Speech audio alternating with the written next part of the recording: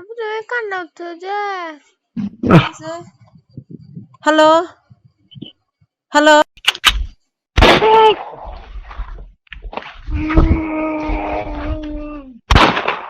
আল্লাহ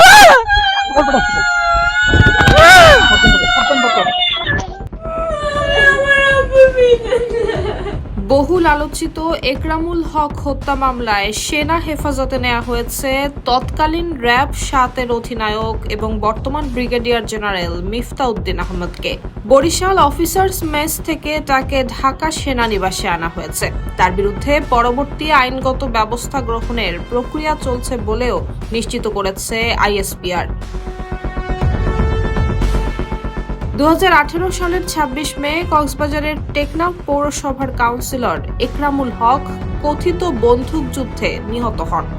এভাবেই কোটি কোটি মানুষের ঘরে দেশ জুড়ে ফ্রিজ একটাই, ওয়ালটন। তবে পরিবারের সঙ্গে তার শেষ ফোন আলাপের অডিও প্রকাশ্যে এলে দেশ জুড়ে সৃষ্টি হয় তীব্র আলোড়ন। এরপর থেকেই ঘটনাটি বাংলাদেশের অন্যতম আলোচিত বিচার বহির্ভূত হত্যাকাণ্ড হিসেবে ব্যাপক আলোচনা সমালোচনার জন্ম দেয়। ২৬ জুলাই এই হত্যা মামলার অভিযোগ দাখিল করা হয় আন্তর্জাতিক অপরাধ ট্রাইব্যুনালে।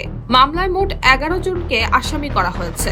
সংশ্লিষ্ট সূত্রের দাবি, ওই মামলায় জারি হওয়া গ্রেপ্তারি পরোয়ানার ভিত্তিতেই মিফতাউদ্দিন আহমেদকে সেনা হেফাজতে নেওয়া হয়েছে। নির্ধারিত তারিখে তাকে আন্তর্জাতিক অপরাধ ট্রাইব্যুনালেও হাজির করা হবে। তদন্ত সংশ্লিষ্ট তথ্য বলছে, একরামুল হককে গুলি করে হত্যার সময় ঘটনাস্থলে মিফতাউদ্দিন আহমেদ সহ সংশ্লিষ্ট বাহিনীর কয়েকজন কর্মকর্তা উপস্থিত ছিলেন। এমনটাই উল্লেখ করা হয়েছে তদন্ত প্রতিবেদনে।